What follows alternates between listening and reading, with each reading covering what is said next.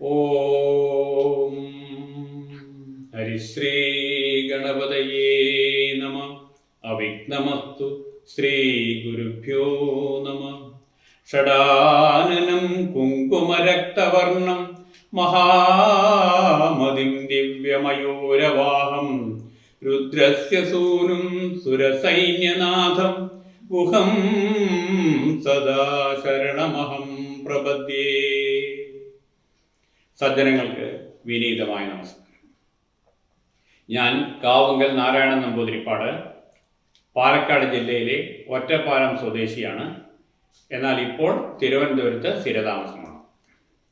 കർക്കിടക മാസത്തിലെ അവസാനത്തെ പകുതിയും ചിങ്ങമാസത്തിലെ ആദ്യത്തെ പകുതിയും ഉൾപ്പെടുന്ന മേടക്കൂറ് മുതൽക്ക് മീനക്കൂറ് വരെയുള്ളവരുടെ ഫലമാണ് ഇവിടെ പ്രവചിക്കുന്നത്. ഈ ഫലപ്രവചനത്തിലേക്ക് എല്ലാവർക്കും ഹാർദവമായ സ്വാഗതം.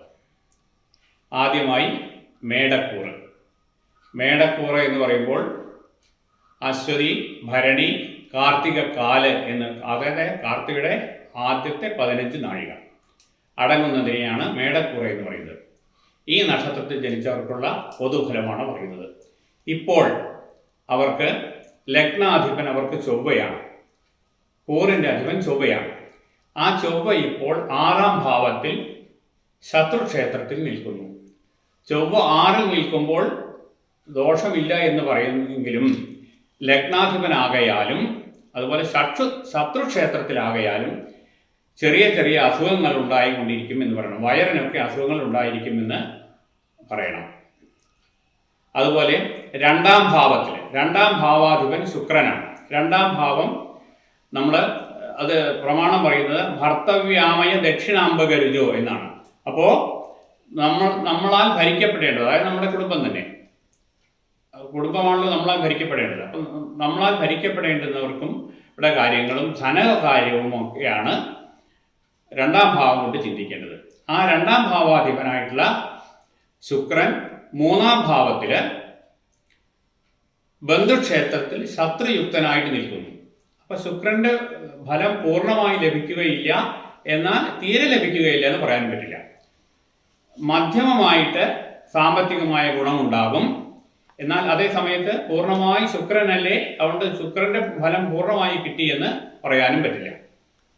അതുപോലെ ചെറിയ ചെറിയ അസുഖങ്ങളും കുടുംബത്തിൽ ഉള്ളവർക്ക് കണ്ടേക്കാം. ഇനി 3-ാം ഭാവം. 3-ാം ഭാവത്തിൽ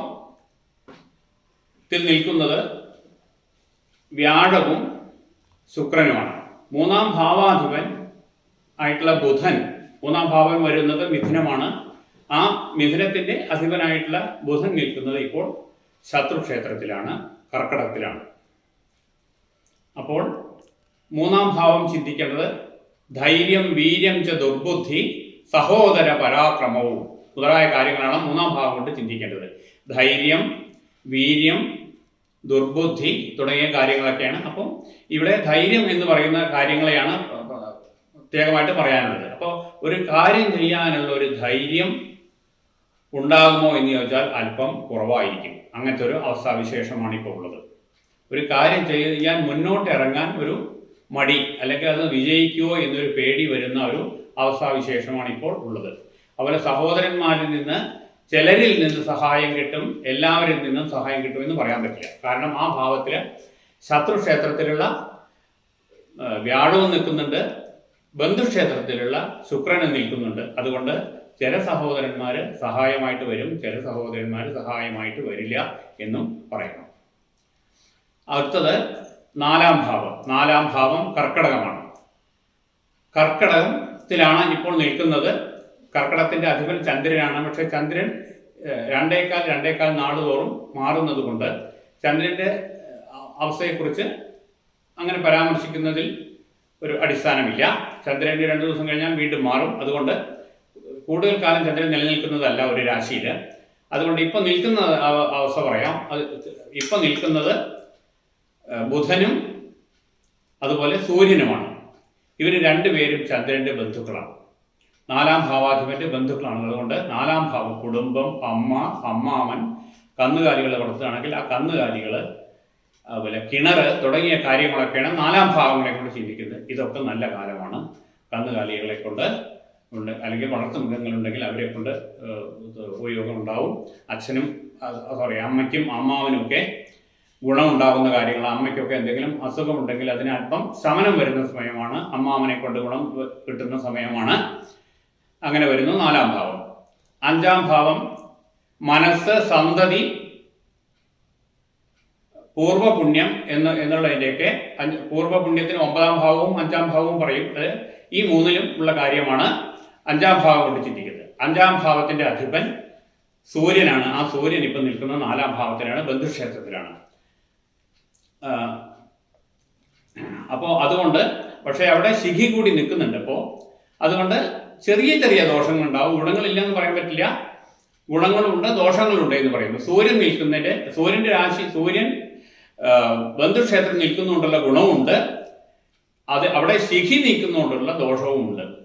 മനസ്സിന് ചെറിയ ചെറിയ പ്രശ്നങ്ങൾ, മനസ്സിനെ അലട്ടിക്കൊണ്ടിരിക്കുന്ന ചെറിയ ചെറിയ പ്രശ്നങ്ങളുണ്ടാവും. സന്തതികൾക്ക് ചെറിയ ചെറിയ ദോഷങ്ങളും ഒക്കെ കാണുന്ന ഒരു സമയമാണ് 5-ാം ഭാവം. 6-ാം ഭാവത്തിൽ നിൽക്കുന്നത് ചൊവ്വയാണ്. ആദ്യം പരാമർശിച്ച പോലെ തന്നെ 6-ാം ഭാവത്തിൽ നിൽക്കുന്നത് ചൊവ്വയാണ്. ആ ചൊവ്വ ശത്രുക്ഷേത്രത്തിലാണെന്ന് പറയുന്നു. അപ്പോൾ ചൊവ്വ 6-ൽ നിന്നാൽ ദോഷമില്ല എന്ന് പറയുമെങ്കിലും ഇവിടെ ശത്രുക്ഷേത്രമായതുകൊണ്ട് ദോഷമുണ്ട് എന്ന് പറയണം. ചെറുതായിട്ട് ആദ്യം പറഞ്ഞതുപോലെ ചെറുതായിട്ട് വയറിനോ ഒക്കെ അസുഖം ഉണ്ടാകുന്ന ഒരു അവസ്ഥാവിശേഷം ഉണ്ടാകുന്നു. കാര്യങ്ങൾക്ക് ചെറുതായ തടസ്സം ഉണ്ടാവും. പക്ഷേ പിന്നീട് ആ തടസ്സങ്ങൾ മാറിക്കിട്ടും. അടുത്തത് 7-ാം ഭാവം. 7-ാം ഭാവത്തിൻ്റെ അധിപൻ ശുക്രനാണ്. വിവാഹം, വിവാഹ ജീവിതം, കളഞ്ഞുപോയ മുതല് തുടങ്ങിയവ ചിന്തിക്കുന്നതാണ് 7-ാം ഭാവം. അപ്പോൾ ആ 7-ാം ഭാവാധിപൻ ഇപ്പോൾ ബന്ധുക്ഷേത്രത്തിലാകയാൽ വിവാഹം നടക്കാത്തവർക്ക് ഇപ്പോൾ വിവാഹം നടക്കാൻ ഉള്ള ഒരു ചാൻസ് തെളിഞ്ഞു കാണുന്നു. അതുപോലെ അവരുടെ വിവാഹ ജീവിതവും അല്പം സന്തോഷകരമായിരിക്കാനുള്ള സാധ്യത കാണുന്നു. കളഞ്ഞു പോയിട്ടുള്ള മുതൽ എന്തെങ്കിലും കിട്ടുന്നുണ്ടെങ്കിൽ ഇപ്പോൾ അത് ലഭിക്കാനുള്ള സാധ്യതയും തെളിഞ്ഞു കാണുന്നു. 8-ാം ഭാവം വൃശ്ചികമാണ്. ആ വൃശ്ചികത്തിൽ ആരുമില്ല. വൃശ്ചികത്തിന്റെ അധിപനായിട്ടുള്ള കുജൻ ഇപ്പോൾ 6-ാം ഭാവത്തിൽ നിൽക്കുകയാണ്, ശത്രുക്ഷേത്രത്തിൽ നിൽക്കുകയാണ്. അപ്പോൾ 8-ാം ഭാവത്തെ കൊണ്ട് ചിന്തിക്കുന്നത് ആയുസ്, മരണം തുടങ്ങിയവയാണ്. അത് 6-ാം ഭാവത്തിലുള്ള ബുധൻ, 6-ാം ഭാവാധിപൻ ബുധനാണെങ്കിൽ കൂടി ആ ബുധൻ ശത്രുക്ഷേത്രത്തിലായതുകൊണ്ടും അതുപോലെ 6-ാം ഭാവത്തിൽ നിൽക്കുന്ന കുജൻ ശത്രുക്ഷേത്രത്തിലായതുകൊണ്ടും അപകടങ്ങൾ പറ്റാതെയും, വാഹനാപകടങ്ങൾ പറ്റാതെയും മറ്റുള്ള രീതിയിലുള്ള അപകടങ്ങൾ പറ്റാതെയും വളരെയധികം ശ്രദ്ധിക്കേണ്ടത് ആവശ്യമാണ് എന്ന് പറയാം. മരണം യോഗമൊന്നുമില്ല, മൃത്യുയോഗമൊന്നുമില്ല, പക്ഷേ ഇങ്ങനെയുള്ള അപകടങ്ങൾ പറ്റാതിരിക്കാൻ വളരെയധികം ശ്രദ്ധിക്കണം. അടുത്തത് 9-ാം ഭാവം. ഇത് വളരെ പ്രധാനപ്പെട്ട 2-3 കാര്യങ്ങളെ സംബന്ധിക്കുന്ന ഭാവമാണ് 9-ാം ഭാവം. ഒന്ന് ഭാഗ്യം, ധനം, പിതൃപുണ്യം അഥവാ പിതൃക്കളുടെ പ്രീതി, ഗുരുക്കളുടെ പ്രീതി, ഇതൊക്കെ 9-ാം ഭാവം കൊണ്ടാ ചിന്തിക്കുന്നത്. ആ 9-ാം ഭാവാധിപൻ വ്യാഴമാണ്. മേടക്കൂറിനെ സംബന്ധിച്ചിടത്തോളം 9-ാം ഭാവാധിപൻ വ്യാഴമാണ്. ആ വ്യാഴം ഇപ്പോൾ നിൽക്കുന്ന ശത്രുക്ഷേത്രത്തിലാണ്. പക്ഷേ എങ്കിലും ശത്രുക്ഷേത്രമാണെങ്കിൽ കൂടി അത് ശുഭക്ഷേത്രമായതുകൊണ്ട് അത്രയ്ക്ക് കൂടുതൽ അതിർത്ത് ദോഷഫലങ്ങൾ ബാധിക്കില്ല. എന്നാൽ ബാധിക്കില്ല എന്ന് പറയാൻ പറ്റില്ല. ചെറുതായിട്ട് ആ ശത്രുക്ഷേത്ര സ്ഥിതിയുടെ ദോഷങ്ങൾ ചെറുതായിട്ട് കിട്ടും. അതുകൊണ്ട് വിഷ്ണു ക്ഷേത്രത്തിൽ യഥാശക്തി സഹസ്രനാമാർച്ചനയോ പാൽപായസമോ കഴിക്കേണ്ടത് വളരെ അത്യാവശ്യമാണ്. ഈ മേടക്കൂറുകാര് വിഷ്ണു ക്ഷേത്രത്തിൽ അവനവൻ്റെ നക്ഷത്രം തോറും സഹസ്രനാമാർച്ചനയോ പാൽപായസമോ അതുപോലെ വിഷ്ണു പ്രീതികരമായിട്ടുള്ള എന്ത് ചെയ്യുന്നതും വളരെ സന്തോഷമാണ്. അതുപോലെ തന്നെ നേരത്തെ പറഞ്ഞതുപോലെ കുജന്റെ പ്രീതിക്ക് വേണ്ടിയിട്ട് കുജൻ യുഗ്മക്ഷേത്രത്തിൽ നിൽക്കയാൽ ഭദ്രകാളി ക്ഷേത്രത്തിൽ അർച്ചനയോ ചുവന്ന പട്ട് ചാർത്തുകയോ ഒക്കെ ചെയ്യുന്നത് വളരെ ദോഷനിവാരണത്തിന് ഉത്തമമാണ്. ഇനി അടുത്തത് 10-ാം ഭാവം. 10-ാം ഭാവം വരുന്നത് മകരമാണ്. 10-ാം ഭാവം എന്ന് പറയുന്നത് പ്രധാനമായിട്ടും കർമ്മമാണ്. ആ കർമ്മം എങ്ങനെ ആയിരിക്കുമെന്നാണ് 10-ാം ഭാവം പറയുന്നത്. 10ാം ഭാവാധിപൻ നിൽക്കുന്നത് ഇപ്പോൾ 12ാം ഭാവത്തിലാണ്. അതായത് 12ാം ഭാവം ഭ്രംശഭാവമാണ്. 10ാം ഭാവാധിപൻ 10ാം ഭാവാധിപനും 11ാം ഭാവാധിപനുമാണ്. ആ അധിപന്മാർ പോയി നിൽക്കുന്നത് ഇപ്പോൾ, അതായത് അതിൻ്റെ അധിപൻ ശനിയാണ്. ആ ശനി പോയി നിൽക്കുന്നത് ഇപ്പോൾ മീനക്ഷേത്രത്തിലാണ്. മീനം എന്നുള്ളത് ശനിക്ക് ബന്ധുവുമല്ല ശത്രുവുമല്ല, സമക്ഷേത്രമാണ്. അതുകൊണ്ട് കർമ്മത്തിൽ ചെറിയ ചെറിയ പ്രശ്നങ്ങൾ ഉണ്ടാവാൻ, ചെറിയ ഒരു വാക്തർക്കങ്ങളോ അങ്ങനെ എന്തെങ്കിലുമൊക്കെ ഉണ്ടാകാൻ വഴിയുണ്ട്. കീഴുദ്യോഗസ്ഥരിൽ നിന്ന് ചെറിയ വാക്തർക്കങ്ങളോ അങ്ങനെയുള്ള പ്രശ്നങ്ങളൊക്കെ ഉണ്ടാവാൻ ചാൻസ് ഉണ്ട്. അപ്പോൾ അതുകൊണ്ട് അത് വളരെയധികം ശ്രദ്ധിച്ച് വേണം കൈകാര്യം ചെയ്യാൻ. വാക്തർക്കങ്ങളിൽ ഏർപ്പെടുന്നതോ ആവശ്യമില്ലാത്ത കാര്യങ്ങളിൽ പോയി ഇടപെടുന്നതോ വളരെയധികം ശ്രദ്ധിച്ച് വേണം ചെയ്യാൻ. പോരാത്തതിന് ഇപ്പോൾ മേടം നക്ഷത്രക്കാർക്ക്, മേടം കൂറുകാർക്ക് 7ര ശനിയാണ്. 7ര ശനി എന്ന് പറഞ്ഞു കഴിഞ്ഞാൽ ശനി 12ലും ലഗ്നത്തിലും 2ലും സഞ്ചരിക്കുന്ന സമയത്ത് ഉള്ള കാലത്തിന് 7ര ശനി എന്നാ പറയുക. അപ്പോൾ മേടക്കൂറുകാർക്ക് ശനി 12ലാണ്. അപ്പോൾ ഭ്രംശസ്ഥാനത്താണ് ശനി നിൽക്കുന്നത്. അപ്പോൾ എന്തെങ്കിലും ഒരു ഭ്രംശം, എന്തെങ്കിലും ഒരു അധപ്പതനം ചെറുതായിട്ട് ഉണ്ടാവാൻ ചാൻസ് ഉണ്ട്. അപ്പോൾ അത് വളരെയധികം ശ്രദ്ധിക്കണം. അതുപോലെ അടുത്തത് 11ാം ഭാവം. 11ാം ഭാവം എന്നാൽ ലാഭത്തിൻ്റെയും നേട്ടത്തിൻ്റെയും ഭാവമാണ്. അതോ ഈ ശനി 12ാം ഭാവത്തിലേക്ക് പോയത് കൊണ്ട് വലിയ സാമ്പത്തിക നേട്ടം ഈ സമയത്ത് പ്രതീക്ഷിക്കേണ്ട. ചെറിയ തോതിലുള്ള ഇതേ ഉണ്ടാവുള്ളൂ. അതുപോലെ 12ാം ഭാവം നേരത്തെ പറഞ്ഞ മാതിരി പതനത്തിൻ്റെയും നഷ്ടത്തിൻ്റെയും ഒക്കെ ഇതാണ് ഭാവമാണ്. അത് കുറച്ച് നഷ്ടങ്ങളൊക്കെ ഈ സമയത്ത് നേരിടാൻ സാധ്യതയുണ്ട് എന്ന് തന്നെ പറയണം. പിന്നെ ഞാൻ നേരത്തെ പറഞ്ഞ മാതിരി അവർക്ക് 7ര ശനി ആയതുകൊണ്ട്, ഈ മേടക്കൂറുകാർക്ക് 7ര ശനി ആയതുകൊണ്ട് ശനി ഭഗവാനെ ഭജിക്കുന്നത്, ശനിയാഴ്ച ദിവസം വ്രതമെടുക്കുന്നത്, നീരാജനം കത്തിക്കുന്നതൊക്കെ വളരെ വിശേഷമാണ്. ഈ ശനിദോഷം മാറിക്കിട്ടുന്നതിന് വളരെ വിശേഷമാണ്. ഇനി ഇടവക്കൂറിൻ്റെ അധിപൻ ശുക്രനാണ്. ആ ശുക്രൻ നിൽക്കുന്നത് ഇപ്പോൾ ബന്ധുക്ഷേത്രത്തിലാണ്, പക്ഷേ ശത്രുയുക്തനായിട്ടാണ് നിൽക്കുന്നത്. അപ്പോൾ ലഗ്നത്തിൽ അവർക്കും തന്നെ ലഗ്നം ശരീരമാണ് ലഗ്നം എന്ന് പറയുന്നത്. ആ ശരീരത്തിൽ ചെറിയ അസുഖങ്ങൾ ഉണ്ടാവാൻ ചാൻസ് ഉണ്ട്. കാലാംഗാനി ശിരോ എന്ന് പറയുന്ന മുഖത്ത് എന്തെങ്കിലും അസുഖം ഉണ്ടാവാൻ ചാൻസ് ഉണ്ട്. അത് വളരെയധികം ശ്രദ്ധിക്കണം. അതുപോലെ 2ാം ഭാവം ധനമാണ്. ആ ധനത്തിൻ്റെ ഭാവത്തിൽ നിൽക്കുന്നത് ശുക്രനും വ്യാഴവുമാണ്. 2 ധനത്തിൻ്റെ ആൾക്കാരാണ്. പക്ഷേ എങ്കിലും അവർ പരസ്പരം ശത്രുക്കളാണ്. ഒരാൾക്ക് ബന്ധുക്ഷേത്രവും ഒരാൾക്ക് ശത്രുക്ഷേത്രവുമായിട്ടുള്ള മിഥുനത്തിലാണ് രണ്ടുപേരും നിൽക്കുന്നത്. അപ്പോൾ ഇത് രണ്ടും കലർന്നിട്ടുള്ള ഒരു ഫലമാണ്. മിതമായ സാമ്പത്തിക ലാഭം ഉണ്ടാവും എന്ന് പ്രതീക്ഷിക്കണം. അതായത് കിട്ടിയ ധനം പാഴ്ചെലവ് വരാനും ചാൻസ് ഉണ്ട്. അതുകൊണ്ട് കിട്ടിയ ധനത്തെ പാഴ്ചെലവ് വരാതെ കളഞ്ഞു പോകാതെ സൂക്ഷിക്കേണ്ടത് വളരെയധികം ആവശ്യമാണ്. അതിനുവേണ്ടി ഗുരുവായൂരപ്പനെ അല്ലെങ്കിൽ ഏതെങ്കിലും വിഷ്ണു ക്ഷേത്രത്തിൽ സഹസ്രനാമാർച്ചനയോ പാൽപായസമോ വിഷ്ണുവിന് പ്രീതികരമായിട്ടുള്ള എന്ത് വഴിപാട് ചെയ്യുന്നതും ഈ ദോഷം ഹരിക്കുന്നതിന് വളരെ നല്ലതാണ്. 3ാം ഭാവം വരുന്നത് കർക്കടമാണ്. ആ കർക്കടത്തിൻ്റെ അധിപതി ചന്ദ്രനാണ്. ചന്ദ്രൻ്റെ കാര്യം അവിടെ നിൽക്കട്ടെ. അവിടെ നിൽക്കുന്നത് ഇപ്പോൾ സൂര്യനും ബുധനുമാണ്. ആ ബുധൻ ഇപ്പോൾ ശത്രുക്ഷേത്രത്തിലാണ്, സൂര്യൻ ബന്ധുക്ഷേത്രത്തിലുമാണ്. പക്ഷേ ചന്ദ്രന് ഇവർ രണ്ടും ബന്ധുക്കളാണ്. അതുകൊണ്ട് ആ 3ാം ഭാവത്തിൻ്റെ കാര്യമായിട്ടുള്ള സഹോദരൻ, വീര്യം, പരാക്രമം തുടങ്ങിയവയൊക്കെ അനുകൂലമായി വരും. അപ്പോൾ സഹോദരന്മാരിൽ നിന്ന് സഹായം ഉണ്ടാവാൻ ചാൻസ് ഉണ്ട്. അതുപോലെ നമുക്ക് എന്തെങ്കിലും ഒരു കാര്യം ചെയ്യണമെങ്കിൽ ആ കാര്യം ചെയ്യണമെന്ന് തോന്നാനുള്ളൊരു ബുദ്ധി ഉണ്ടാവാനും ഒരു സാധ്യത ഇവിടെ കാണുന്നു. 4ാം ഭാവം വരുന്നത് ചിങ്ങമാണ്. ആ ചിങ്ങം എന്നുള്ളത് സൂര്യൻ്റെ രാശിയാണ്. ആ സൂര്യൻ നിൽക്കുന്നത് ബന്ധുക്ഷേത്രമാണ്. അതുകൊണ്ട് 4ാം ഭാവം അമ്മ, അമ്മാവൻ, നേരത്തെ പറഞ്ഞതുപോലെ കന്നുകാലികൾ, അതുപോലെ കിണർ, അതുപോലെയുള്ള ജലാശയങ്ങൾ, ഇതൊക്കെയാണ് 4-ാം ഭാവം. ഈ 4-ാം ഭാവത്തിനും ഒരു ഔന്നത്യമാണ് ഇവിടെ കാണുന്നത്, ദോഷമല്ല കാണുന്നത്, നന്നായിട്ടാണ് കാണുന്നത്. 5-ാം ഭാവം വരുന്നത് ഞാൻ നേരത്തെ പറഞ്ഞ പോലെ മനസ്സ്, ബുദ്ധി, സന്താനം തുടങ്ങിയവയൊക്കെയാണ്. അപ്പോൾ 5-ാം ഭാവത്തിൽ ഇവിടെ നിൽക്കുന്നത് ചൊവ്വയാണ്. ചൊവ്വ ഞാൻ പറഞ്ഞതുപോലെ ശത്രുക്ഷേത്രത്തിലാണ്.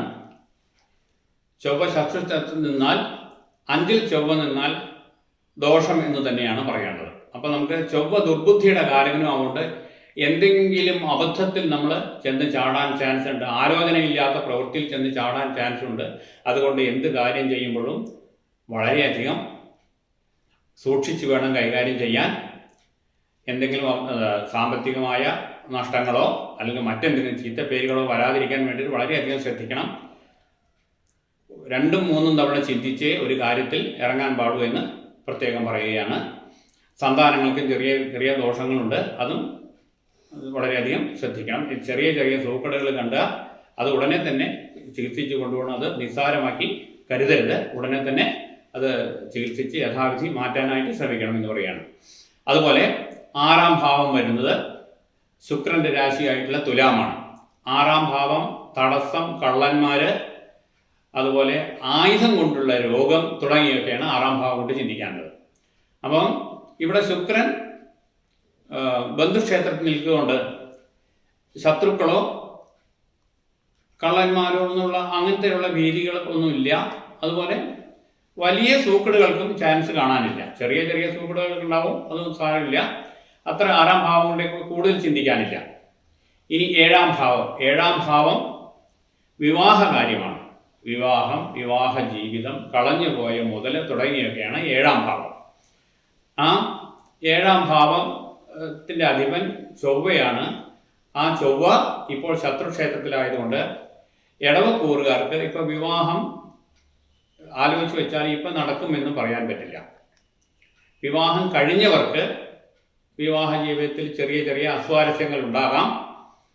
അതൊക്കെ അറിഞ്ഞ് പരസ്പരം ഐക്യപ്പെട്ട് പോകണം എന്ന് പറയാം.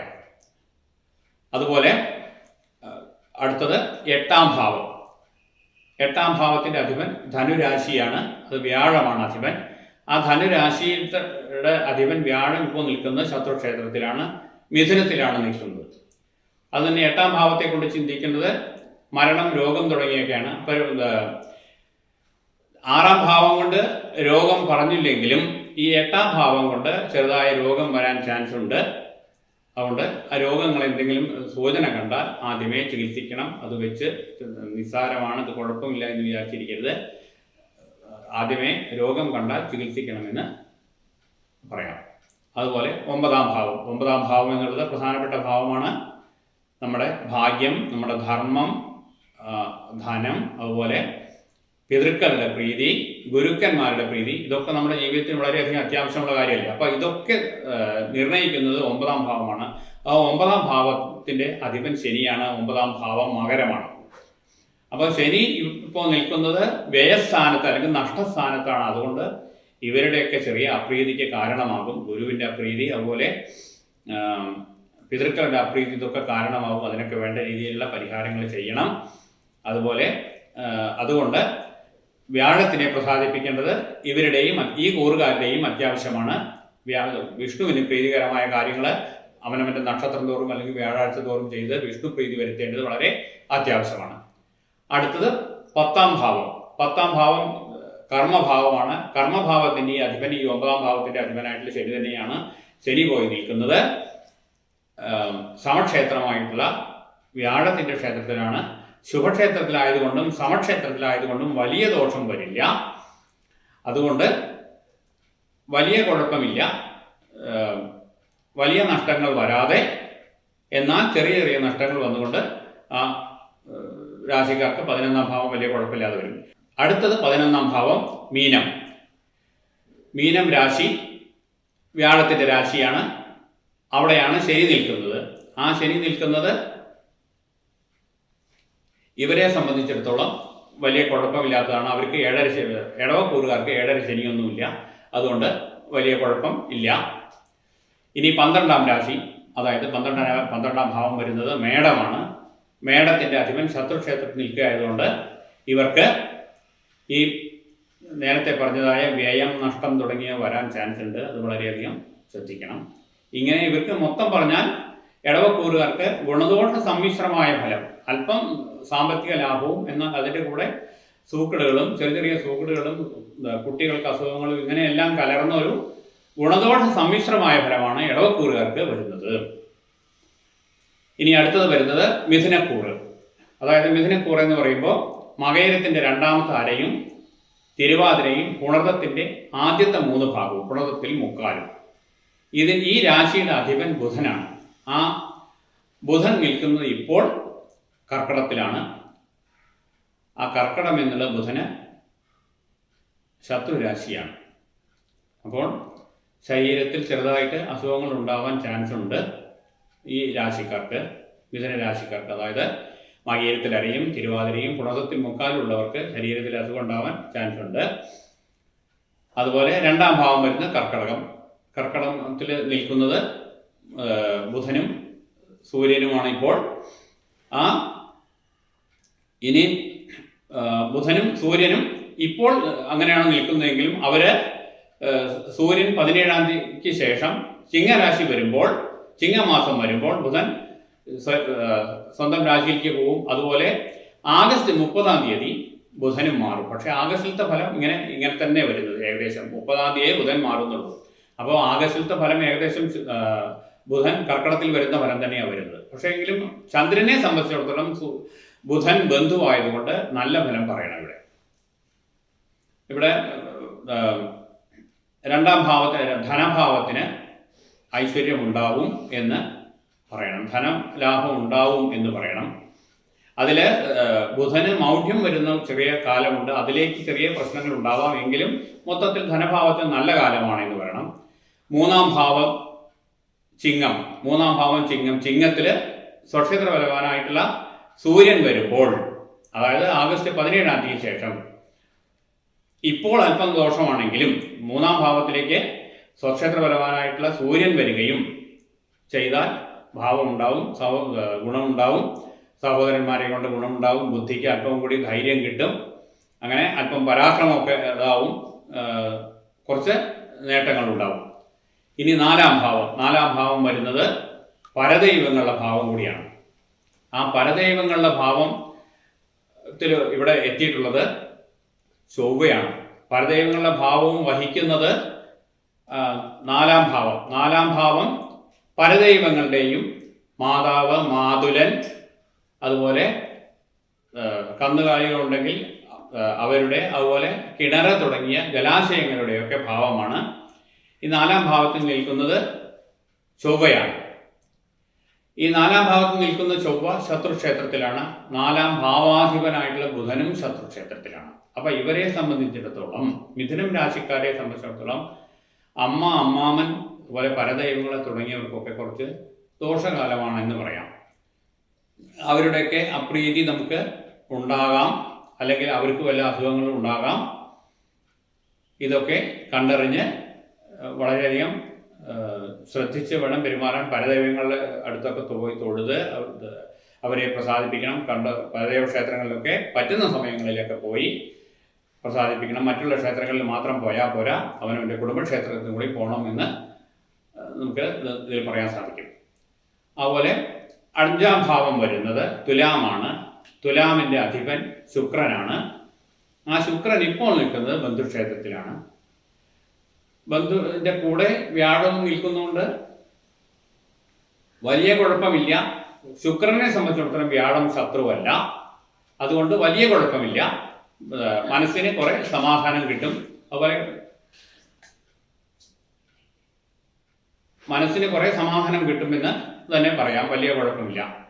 ഇനി 6ാം ഭാവം വരുന്നത് വൃശ്ചികമാണ്. മിഥുന രാശിക്കാർക്ക് 6ാം ഭാവം വരുന്നത് വൃശ്ചികമാണ്. ആ വൃശ്ചികം എന്നുള്ള ചൊവ്വയുടെ ക്ഷേത്രമാണ്. ആ ചൊവ്വ നിൽക്കുന്നത് ശത്രുക്ഷേത്രത്തിലുമാണ്.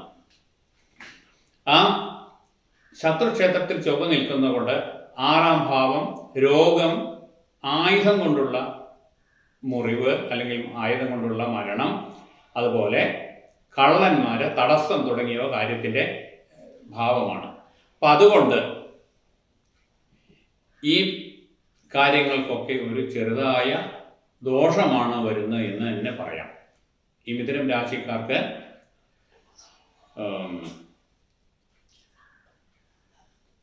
കള്ളന്മാരിൽ നിന്നുള്ള ശല്യം ഉണ്ടാകാതെ വളരെയധികം ശ്രദ്ധിക്കണം. രോഗങ്ങൾ വരാതെ വളരെയധികം ശ്രദ്ധിക്കണം. അതുപോലെ രോഗം എന്ന് പറഞ്ഞു കഴിഞ്ഞാൽ കുറച്ച് മർമ്മസ്ഥാനത്ത് തന്നെ രോഗം വരാൻ ചാൻസ് ഉണ്ട്. അപ്പം അത് അങ്ങനെ എന്തെങ്കിലും കണ്ടാൽ ഉടനെ തന്നെ തുടക്കത്തിൽ തന്നെ ചികിത്സിച്ച് മാറ്റണം. പിന്നെ അടുത്തത് ഏഴാം ഭാവം വരുന്നത് ധനുവാണ്. ധനുവിൻ്റെ അധിപതി വ്യാഴമാണ്. വ്യാഴം ഇപ്പോൾ ശത്രുക്ഷേത്രത്തിൽ നിൽക്കൊണ്ട് ഏഴാം ഭാവം പറഞ്ഞത് വിവാഹം, വിവാഹ ജീവിതം, കളഞ്ഞുപോയ മുതല് തുടങ്ങിയവയൊക്കെയാണ്. അപ്പം അതുകൊണ്ട് വിവാഹം ഇപ്പോൾ ഇവർക്കും തന്നെ വിവാഹം നടക്കാൻ അല്പം ബുദ്ധിമുട്ടുണ്ട്. ഈ സമയത്ത് നടക്കില്ല. വ്യാഴത്തിൻ്റെ ഉച്ചക്ഷേത്ര സ്ഥിതിയായിട്ടുള്ള കർക്കിടകത്തിലേക്കുള്ള പ്രയാണം സമയത്തെ നടക്കാൻ ചാൻസ് ഉള്ളൂ. അങ്ങനെ 7. എട്ടാം ഭാവം മകരമാണ്. മകരത്തിൻ്റെ അധിപതിയായിട്ടുള്ള ശനി പോയി നിൽക്കുന്നത് ഇപ്പോൾ 10ാം ഭാവമായിട്ടുള്ള മീനത്തിലാണ്. അപ്പോൾ ഇവരെ സംബന്ധിച്ചിടത്തോളം അഷ്ടമശനിയാണ്. അഷ്ടമശനിയല്ല, അഷ്ടമാധിപനാണ് ശനി. അതുകൊണ്ട് അതിൻ്റെ ചെറുതായ ദോഷം കാണും. അഷ്ടമാധിപനായതുകൊണ്ട് ചെറുതായ ദോഷം കാണും. എന്നാൽ ശനി ശുഭക്ഷേത്രത്തിൽ നിൽക്കുന്നതുകൊണ്ട് വലിയ ദോഷവുമില്ല. അതുകൊണ്ട് അഷ്ടമാധിപനായതുകൊണ്ട് ശനിയെ ഭജിക്കണം, ശനിക്ക് നീരാഞ്ജനം ചെയ്യണം. ശാസ്ത്രഭജനവും വളരെ അത്യാവശ്യമാണ്. അടുത്തത് 9ാം ഭാവം കുംഭം. അതിൻ്റെയും അധിപൻ ഈ ശനി തന്നെയാണ്. അപ്പോൾ 9ാം ഭാവം എന്നുള്ളത് ഞാൻ പറഞ്ഞു വളരെ പ്രധാനപ്പെട്ട ഭാവമാണ്. ഭാഗ്യം, ധനം, പിതൃപ്രീതി, ഗുരുപ്രീതി തുടങ്ങിയ കാര്യങ്ങളാണ്. അപ്പം അതും അതിൻ്റെ അധിപൻ ശനി ആയതുകൊണ്ടും അതിനെയൊക്കെ പ്രീതിപ്പെടുത്തുന്നതിന് വേണ്ടി നീരാഞ്ജനം ചെയ്യുന്നതും ശാസ്ത്രഭജനം ചെയ്യുന്നതും അയ്യപ്പ ക്ഷേത്ര ദർശനം നടത്തുന്നതൊക്കെ വളരെയധികം നല്ലതാണ്. അതുപോലെ അടുത്ത 10ാം ഭാവം അത് വ്യാഴത്തിൻ്റെ ക്ഷേത്രമാണെങ്കിൽ ഇപ്പോൾ അവിടെ നിൽക്കുന്നത് ശനിയാണ്. ആ വ്യാഴത്തിനെയും പ്രീതിപ്പെടുത്തുക, ഒപ്പം ഈ ശനിയെയും പ്രീതിപ്പെടുത്തുക എന്നുള്ളത് ചെയ്യുക. 10ാം ഭാവത്തിന് വേണ്ടി ജോലിയിൽ പ്രശ്നങ്ങൾ ഇല്ലാതിരിക്കാൻ വേണ്ടിയിട്ട് ഇത് ചെയ്യുക. ഇനി 11ാം ഭാവം വരുന്നത് മേടമാണ്. ലാഭത്തിൻ്റെയും നേട്ടത്തിൻ്റെയും ഒക്കെ ഈശ്വരാധീനത്തിൻ്റെയും ഒക്കെ സ്ഥാനമാണ്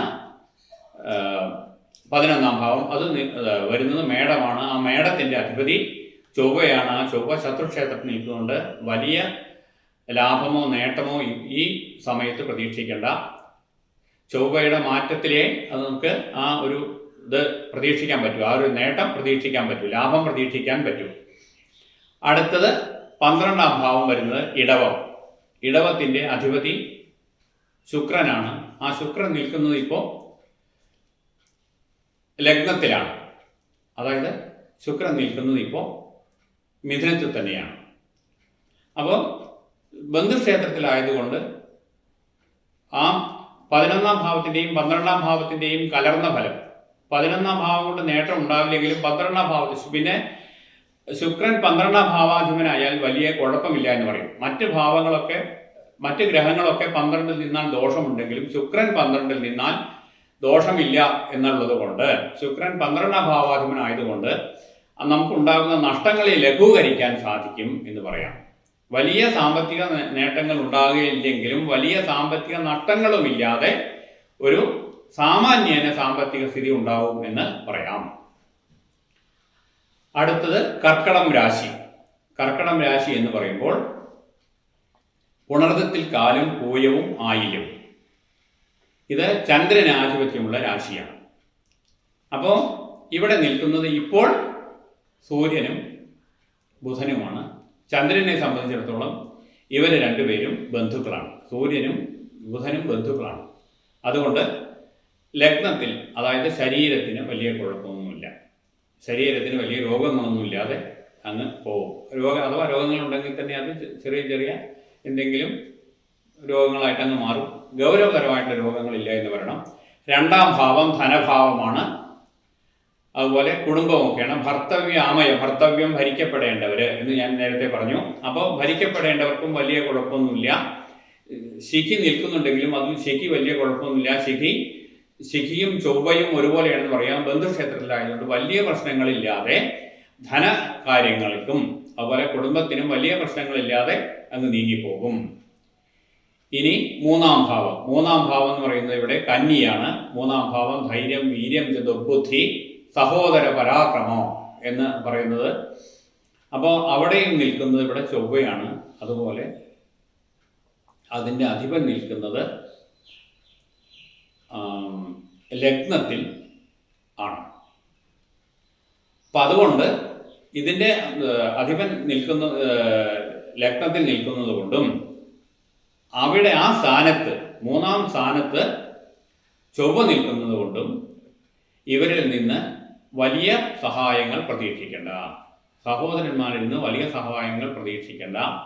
സഹോദരന്മാരിൽ ചിലർ ചിലപ്പോൾ പിണങ്ങാനും സാധ്യതയുണ്ട് എന്ന് പറയാം. അതൊക്കെ വളരെയധികം ശ്രദ്ധിച്ച് അവർക്ക് സംസാരത്തിലും പെരുമാറ്റത്തിലും ഒക്കെ വളരെയധികം ശ്രദ്ധിച്ച് പോകേണ്ട ഒരു കാര്യമാണ്. നമ്മളുടെ വാക്കിലോ പ്രവൃത്തിയിലോ അബദ്ധങ്ങൾ വന്നിട്ട് ഒരു പിണക്കം ഉണ്ടാവാൻ പാടില്ല. അത് വളരെയധികം ശ്രദ്ധിക്കേണ്ടതായ ഒരു കാര്യമാണ്. അടുത്തത് നാലാം ഭാവം വരുന്നത് ശുക്രന്റെ ഭാവമാണ്. തുലാമാണ്. ശുക്രൻ നിൽക്കുന്നത് മിഥുനത്തിലാണ്, ബന്ധുക്ഷേത്രത്തിലാണ്. നാലാം ഭാവം ഞാൻ ആദ്യം പറഞ്ഞ മാതിരി പരദൈവങ്ങളുടെയും മാതാവിൻ്റെയും മാതുരൻ്റെയും ഒക്കെ സ്ഥാനമാണ്. അവർക്കൊക്കെ വലിയ കുഴപ്പമില്ലാതെ നന്നായിട്ടുള്ള ആരോഗ്യസ്ഥിതിയും ഒക്കെ ജീവിത സാഹചര്യമൊക്കെ ഉള്ള ഒരു അവസ്ഥയാണ്. പരദൈവങ്ങളുടെ അനുഗ്രഹം ഉണ്ടാകുന്ന ഒരു അവസ്ഥയാണ്. ഇനി അഞ്ചാം ഭാവം വരുന്നത് വൃശ്ചികമാണ്. അഞ്ചാം ഭാവം വരുന്നത് ബുദ്ധി, സന്തതി, പൂർവ്വപുണ്യം തുടങ്ങിയവയൊക്കെയാണ്. അപ്പോൾ ബുദ്ധി, മനസ്സ്, സന്തതി തുടങ്ങിയ കാര്യങ്ങളെ നിയന്ത്രിക്കുന്നത് അഞ്ചാം ഭാവത്തിൻ്റെ അധിപൻ ചൊവ്വയാണ്. ആ ചൊവ്വ ഇപ്പോൾ ശത്രുക്ഷേത്രത്തിൽ നിൽക്കുന്നതുകൊണ്ട് ചെറുതായിട്ട് എടുത്തുചാട്ടങ്ങളോ അല്ലെങ്കിൽ ആരും പറഞ്ഞാൽ കേൾക്കാത്ത ഒരവസ്ഥ കൊണ്ട് വരുന്നതായ അബദ്ധങ്ങളോ വരാം.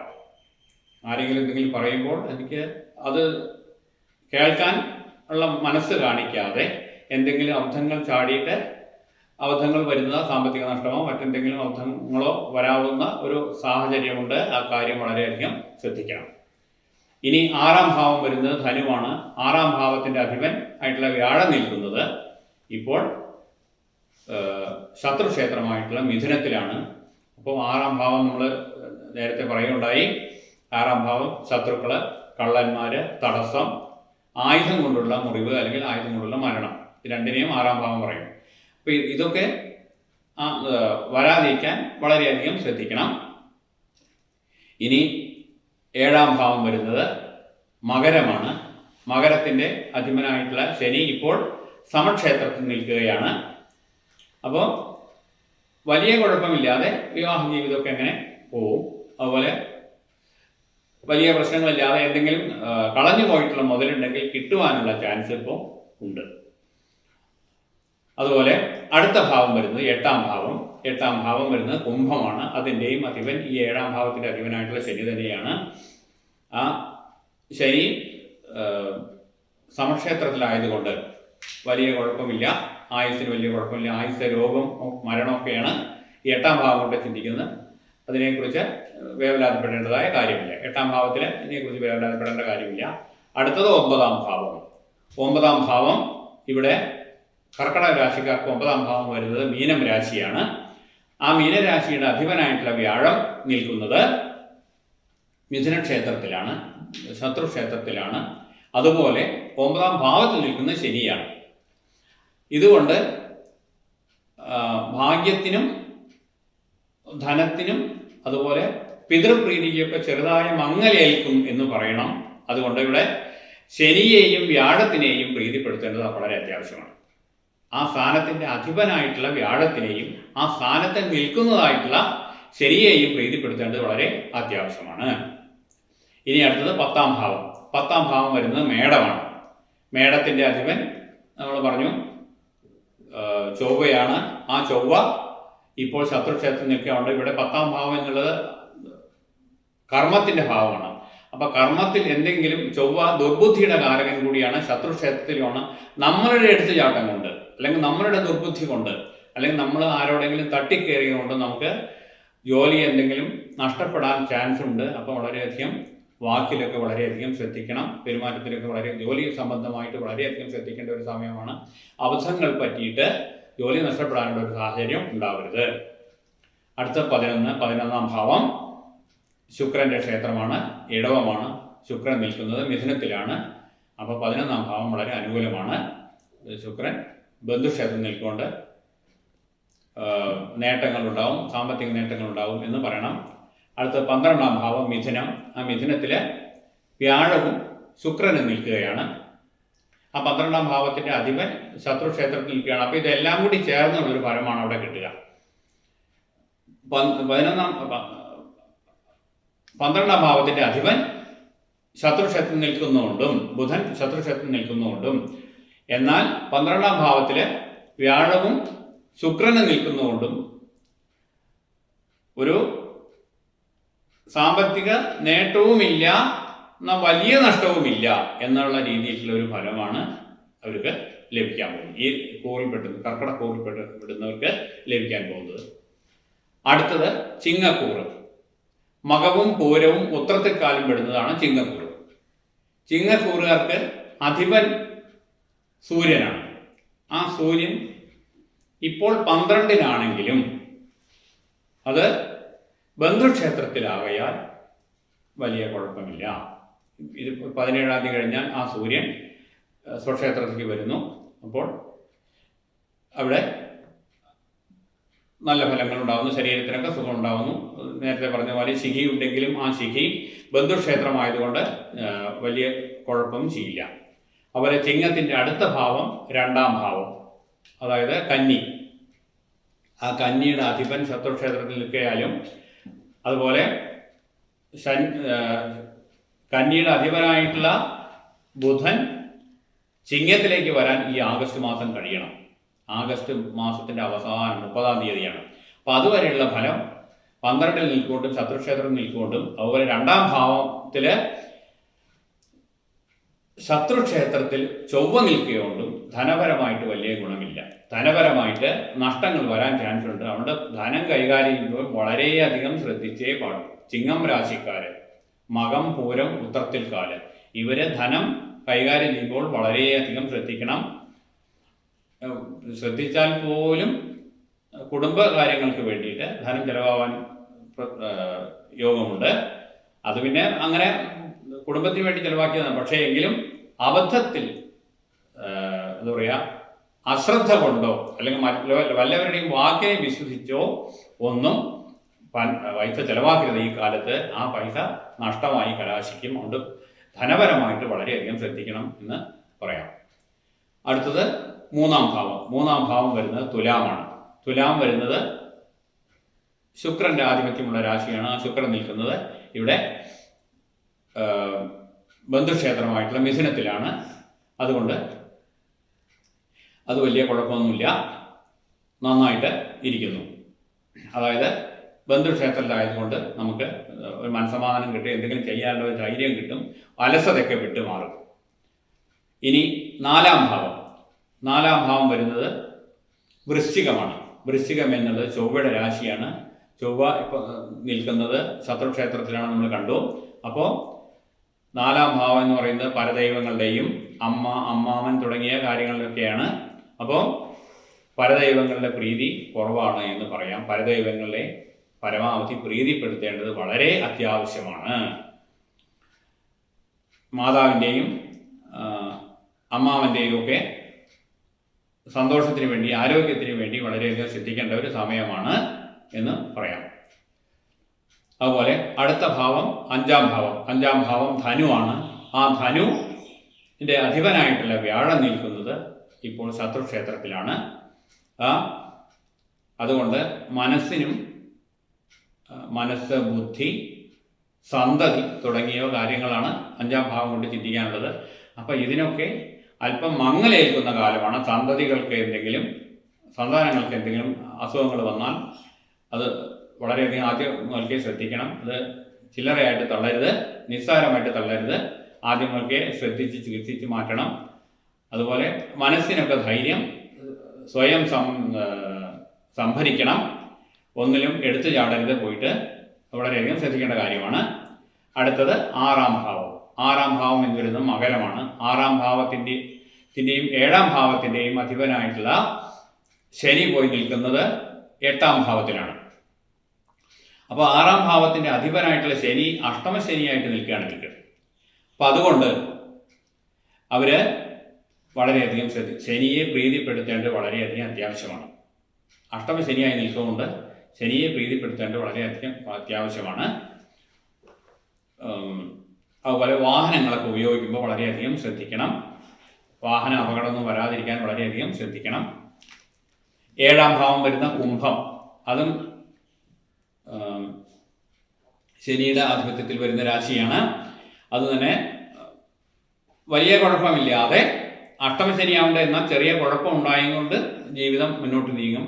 എന്തെങ്കിലും ചെറിയ ചെറിയ വിവാഹ ജീവിതത്തിൽ ചെറിയ ചെറിയ പ്രശ്നങ്ങളുണ്ടെങ്കിൽ അത് തമ്മിൽ പറഞ്ഞ് തീർത്ത് ശരിയാക്കി കൊണ്ടുവരണം. അത് ഗൗരവമാവാനുള്ള വഴി ഉണ്ടാക്കരുത്, അത് ആദ്യമേ ശ്രദ്ധിക്കണം. അടുത്തത് അഷ്ടമശനി വരുന്ന മീനം രാശിയാണ്. മീനം രാശി വ്യാഴത്തിൻ്റെ രാശിയാണ്. ആ വ്യാഴം ശത്രുക്ഷേത്രത്തിൽ പോയി നിൽക്കയാലും, അത് 11-ലാണെങ്കിലും ശത്രുക്ഷേത്രത്തിൽ പോയി നിൽക്കയാലും, ശനി 8-ൽ നിൽക്കയാലും സൂക്കടുകൾക്ക് ചാൻസ് ഉണ്ട്. അത് വളരെയധികം ശ്രദ്ധിക്കണം. നേരത്തെ പറഞ്ഞതുപോലെ വാഹനങ്ങൾ ഉപയോഗിക്കുമ്പോൾ വളരെയധികം ശ്രദ്ധിക്കണം. വാഹനങ്ങൾ ഉപയോഗിച്ചില്ലെങ്കിൽ പോലും, ഉപയോഗിക്കാത്തവരാണെങ്കിൽ പോലും റോഡ് ക്രോസ് ചെയ്യുമ്പോൾ ഒക്കെ വളരെയധികം ശ്രദ്ധിക്കണം. യാത്ര ചെയ്യുമ്പോൾ ഒക്കെ വളരെയധികം ശ്രദ്ധിക്കണം എന്ന് പറയാതെ സ്ഥലമില്ല. അടുത്തത് 9-ാം ഭാവം മേടമാണ്. 9-ാം ഭാവം വളരെ പ്രധാനപ്പെട്ട ഭാവമാണ്. അത് പിതൃക്കള്, ഗുരുക്കന്മാര്, ധർമ്മം, ഭാഗ്യം തുടങ്ങിയ മനുഷ്യന്റെ ജീവിതത്തിനെ നിർണയിക്കുന്ന പ്രധാനപ്പെട്ട കാര്യങ്ങളുടെ ഒക്കെ ഭാവമാണ്. അതും ഇവിടെ അതിൻ്റെ കാരകനും ഇവിടെ ശത്രുക്ഷേത്രം നിൽക്കിയാൽ ഇതിനൊക്കെ മങ്ങലേൽക്കും. അതുകൊണ്ട് ഇതിൻ്റെയൊക്കെ കാരകനായിട്ടുള്ള വ്യാഴത്തിനെ പ്രസാദിപ്പിക്കേണ്ടത്, വിഷ്ണു ഭഗവാനെ പ്രസാദിപ്പിക്കേണ്ടത് വളരെ അത്യാവശ്യമാണ്. അടുത്തത് 10-ാം ഭാവം. 10-ാം ഭാവം ഇടവമാണ്. 10-ാം ഭാവം കർമ്മത്തിൻ്റെ ഭാവമാണ്. ആ കർമ്മകാരകൻ ബന്ധുക്ഷേത്രത്തിൽ നിൽക്കുന്നതുകൊണ്ട് വലിയ കുഴപ്പമൊന്നുമില്ല, പ്രശ്നമൊന്നുമില്ല. പിന്നെ അടുത്തത് 11-ാം ഭാവം മിഥുനം. മിഥുനത്തിൽ ശത്രുക്ഷേത്രസ്ഥിതനായിട്ടുള്ള വ്യാഴവും ബന്ധുക്ഷേത്രസ്ഥിതനായിട്ടുള്ള ശുക്രനും നിൽക്കുന്നു. അതുകൊണ്ട് ലാഭം എന്നുള്ളത് വലിയ തോതിൽ ഉണ്ടാവില്ലെങ്കിലും ചെറിയ തോതിൽ ലാഭമൊക്കെ ഉണ്ടാവും. ചെയ്യുന്ന കാര്യങ്ങളിൽ ചെറിയ തോതിലൊക്കെ ലാഭം ഉണ്ടാവും. വലിയ നഷ്ടങ്ങൾ വരാതെ വരും. അവസാനമായി 12-ാം ഭാവം കർക്കടകം. കർക്കടകത്തിൽ നിൽക്കുന്നത് ഇപ്പോൾ സൂര്യനും അതുപോലെ ബുധനുമാണ്. ആ 12-ാം ഭാവാധിപനെ സംബന്ധിച്ചിടത്തോളം ഇവർ രണ്ടും ബന്ധുക്കളായതുകൊണ്ട് വലിയ നഷ്ടങ്ങൾ വരാതെ, വലിയ പ്രശ്നങ്ങൾ വരാതെ അത് അവസാനിക്കും. അതുകൊണ്ട് പൊതുവേ ഇത് പറഞ്ഞാൽ ശനിയുടെ ദോഷം ഒഴിച്ചാൽ വലിയ കുഴപ്പമില്ലാത്ത ഒരു ഗുണദോഷ സമ്മിശ്രമായിട്ടുള്ള ഒരു ഫലമാണ് ചിങ്ങക്കൂറുകാർക്ക് വരുന്നത്. അടുത്തത് വരുന്നു കന്നിക്കൂറ്. കന്നിക്കൂറിൻ്റെ അധിപൻ ബുധനാണ്. കന്നിക്കൂറിൽ വരുന്നത് ഉത്രത്തിൽ മുക്കാലും അത്തവും ചിത്രയുടെ ആദ്യത്തെ ഭാഗവും, ചിത്രയിൽ അരയും എന്ന് പറയും. ഇതിൻ്റെ അധിപൻ നേരത്തെ പറഞ്ഞ പോലെ ബുധനാണ്. ആ ബുധൻ ഇപ്പോൾ നിൽക്കുന്നത് ശത്രുക്ഷേത്രത്തിലാണ്. എന്നാൽ ഇപ്പോൾ ബന്ധുവിൻ്റെ കൂടെയാണ് നിൽക്കുന്നത്. അതുകൊണ്ട് ശരീരത്തിൽ ചെറിയ ചെറിയ അസുഖങ്ങൾ ഉണ്ടാകുമെന്ന് പറയണം. പക്ഷേ അതിൻ്റെ കൂടെ തന്നെ ലഗ്നത്തിൽ ശത്രുക്ഷേത്രത്തിൽ ചൊവ്വ നിൽക്കയാൽ അതും കൂടി കൂടെ ഉണ്ടാവുകൊണ്ട് അസുഖങ്ങൾ വന്നാൽ ആദ്യമേ ചികിത്സിക്കണം. അത് നിസ്സാരമാണ്, അത് കുഴപ്പമില്ല, നാളെ മാറും എന്നൊന്നും വിചാരിച്ചിരിക്കരുത്. ആദ്യമേ അസുഖങ്ങൾ വരുമ്പോൾ ചികിത്സിച്ച് മാറ്റണം എന്ന് പറയാം. അതുപോലെ 2-ാം ഭാവം വരുന്നത് തുലാമാണ്. തുലാത്തിൻ്റെ അധിപൻ ആയിട്ടുള്ള ശുക്രൻ രണ്ടാം ഭാവത്തിൽ മിഥുനത്തിൽ നിൽക്കയാൽ, രണ്ടാം ഭാവത്തിൻ്റെ അധിപനായിട്ടുള്ള ശുക്രൻ മിഥുനത്തിൽ നിൽക്കയാൽ, ബന്ധുക്ഷേത്രത്തിൽ നിൽക്കയാൽ ധനപരമായിട്ടൊക്കെ നല്ല കാര്യമാണ്. ധനപരമായിട്ട് ലാഭം ഉണ്ടാകുന്ന സമയമാണ്. മൂന്നാം ഭാവം വൃശ്ചികം. മൂന്നാം ഭാവത്തിൻ്റെ അധിപനായിട്ടുള്ള ചൊവ്വ മൂന്നാം ഭാവത്തിൻ്റെ കാരകൻ കൂടിയാണ്. ഇവിടെ അതുകൂടിയുണ്ട്. മൂന്നാം ഭാവം ധൈര്യം, വീര്യം ച ദുർബുദ്ധി, സഹോദര പരാക്രമ എന്നാണ് പറയുക. അപ്പോൾ ഇതിൻ്റെയൊക്കെ കാരകനാണ് ചൊവ്വ. മൂന്നാം ഭാവത്തിൻ്റെ കാരകനാണ് ചൊവ്വ. അപ്പം കാരകത്വം വന്നാൽ ദോഷമുണ്ട് എന്ന് പറയുന്നതുകൊണ്ട് ഈ കന്നിരാശിക്കാർക്ക് സഹോദരന്മാരിൽ നിന്ന് വലിയ ഇത് പ്രതീക്ഷിക്കേണ്ട. എന്തെങ്കിലും ചെറിയ ചെറിയ ശല്യങ്ങളും പ്രതീക്ഷിക്കാം, ഉപദ്രവങ്ങളും പ്രതീക്ഷിക്കാം. അതുകൊണ്ട് വളരെയധികം ശ്രദ്ധാപൂർവ്വം സഹോദരന്മാരിൽ നിന്ന് ഒക്കെ വളരെയധികം ശ്രദ്ധാപൂർവ്വം ഇരിക്കേണ്ടതായ ഒരു സമയമാണ്. അതുപോലെ അവനവൻ്റെ ദുർബുദ്ധിയും തന്നെ, ആ ദുർബുദ്ധിയുടെ രാശിയും കൂടിയാണത്. വൃശ്ചികം എന്ന് പറഞ്ഞാൽ ദുർബുദ്ധിക്കാരനായിട്ടുള്ള ചൊവ്വയുടെ രാശിയും കൂടിയാണ്. അപ്പോൾ അവനവൻ്റെ ആധിപത്യമുള്ള സമയത്ത് ദുർബുദ്ധിയൊക്കെ ചിലപ്പോൾ കുറച്ച് കൂടും. എന്തെങ്കിലും ഇത് ആരെങ്കിലും പറഞ്ഞത് കേൾക്കാതെ ഒരു മത്സരബുദ്ധി പ്രകാരം എന്തെങ്കിലും എടുത്തു ചാടിയ അബദ്ധങ്ങൾ വരാം. അത് വളരെയധികം ശ്രദ്ധിക്കണം. അടുത്തത് നാലാം ഭാവം ധനു. ഈ നാലാം ഭാവം ധനുവിൻ്റെ അധിപതി വ്യാഴമാണ്. വ്യാഴം ശത്രുക്ഷേത്രം നിൽക്കുകയുണ്ട്. പരദൈവങ്ങളുടെ അപ്രീതി ഉണ്ട് എന്ന് പറയണം. അതുപോലെ മാതാവിനും മാതുലനുമൊക്കെ അമ്മാവനുമൊക്കെ ചെറുതായിട്ട് അസുഖങ്ങളുണ്ട് എന്ന് പറയണം. അതിനൊക്കെ പ്രതിവിധി കാണേണ്ടതാണ്. വിഷ്ണുഭജനം വളരെ അത്യാവശ്യമാണ്. അടുത്തത് അഞ്ചാം ഭാവം മകരം. അഞ്ചാം ഭാവത്തിൻ്റെയും ആറാം ഭാവത്തിൻ്റെയും അധിപനായിട്ടുള്ള ശനി നിൽക്കുന്നത് ഏഴാം ഭാവത്തിലാണ്. അപ്പോൾ ആ ശനി സമക്ഷേത്രത്തിലായതുകൊണ്ട് വലിയ കുഴപ്പമില്ല. എന്നാൽ അതേ സമയത്ത് തന്നെ കണ്ടകശനിയാണ്. കണ്ടകശനി ആയതുകൊണ്ട് അതും വളരെയധികം ശ്രദ്ധിച്ചേ പറ്റൂ. കണ്ടകശനി ദോഷം ചെയ്യുന്നതാണ്. സാധാരണ രീതിയിൽ ബന്ധുക്ഷേത്രത്തിൽ നിൽക്കുന്ന ശനി, സമക്ഷേത്രത്തിൽ നിൽക്കുന്ന ശനി ദോഷം ചെയ്യില്ലെങ്കിൽ ഇവിടെ കണ്ടകനായി ഭവിക്കയാൽ ആ ശനിയുടെ ദോഷത്തിൻ്റെ അംശം ഈ ആറാം ഭാവത്തിലേക്ക് ഏഴാം ഭാവത്തിലേക്ക് എടുക്കും. കന്നിരാശിക്കാർക്ക് ഏഴാം ഭാവത്തിൽ ശനി നിൽക്കിയാൽ കണ്ടകശനിയാണ്. അത് ശനിപ്രീതി വളരെ അത്യാവശ്യമാണ്. എട്ടാം ഭാവാധിപൻ ശത്രുക്ഷേത്രത്തിൽ നിൽക്കുന്നു ചൊവ്വ. ഒമ്പതാം ഭാവാധിപനായിട്ടുള്ള ശുക്രൻ പത്താം ഭാവത്തിൽ ബന്ധുക്ഷേത്രത്തിൽ നിൽക്കുന്നു. 11ാം ഭാവാധിപനായിട്ടുള്ള ബുധൻ ശത്രുക്ഷേത്രത്തിൽ കർക്കടത്തിൽ നിൽക്കുന്നു. 11ാം ഭാവാധിപനായിട്ടുള്ള ചന്ദ്രൻ്റെ സ്ഥിതിയല്ല നമ്മൾ നോക്കേണ്ട. 11ാം ഭാവത്തിൽ ആര് നിൽക്കുന്നു എന്നാണ് നോക്കേണ്ടത്. അവിടെ 11ാം ഭാവത്തിൽ ബുധനും സൂര്യനുമാണ് നിൽക്കുന്നത്. അത് രണ്ടുപേരും ബന്ധുക്കളായതുകൊണ്ട് സ്ഥിതി അനുകൂലമാണ്. 12ാം ഭാവമായിട്ടുള്ള ചിങ്ങത്തിൽ ഇപ്പോൾ ശിഖിയാണ് നിൽക്കുന്നത്. പക്ഷേ അല്പ ദിവസം കഴിഞ്ഞാൽ സൂര്യൻ സ്വക്ഷേത്ര ബലവാനായിട്ട് അങ്ങോട്ട് വരുന്നതുകൊണ്ട് അവിടെയും വലിയ കുഴപ്പമില്ലാതെ വരുന്നു. അപ്പോൾ അവിടെ കന്നി രാശിക്കാർക്ക് ചെറിയ ചെറിയ ദോഷങ്ങൾ ഒഴിച്ചാൽ വലിയ ഗുണങ്ങളുണ്ട് എന്ന് പറയാം. അടുത്തത് തുലാം രാശി. തുലാം രാശിയുടെ അധിപൻ ശുക്രനാണ്. ആ ശുക്രൻ നിൽക്കുന്നത് 9ാം ഭാവത്തിലാണ്. അത് അനുകൂലമാണ്. രണ്ടാം ഭാവത്തിൻ്റെ അധിപൻ ചൊവ്വയാണ്. ചൊവ്വ ശത്രുക്ഷേത്രത്തിൽ 12ൽ നിൽക്കുന്നു. 3ാം ഭാവത്തിൻ്റെ അധിപൻ വ്യാഴമാണ്. 4ാം ഭാവത്തിൻ്റെയും 5ാം ഭാവത്തിൻ്റെയും അധിപൻ ആയിട്ടുള്ള ശനി 6ാം ഭാവത്തിൽ മീനത്തിൽ നിൽക്കുന്നു. 7ാം ഭാവാധിപനായിട്ടുള്ള ചൊവ്വ 12ൽ നിൽക്കുന്നു. 8ാം ഭാവാധിപനായിട്ടുള്ള ശുക്രൻ 9ൽ പോയി നിൽക്കുന്നു. 9ാം ഭാവാധിപനായിട്ടുള്ള ബുധൻ 10ൽ നിൽക്കുന്നു.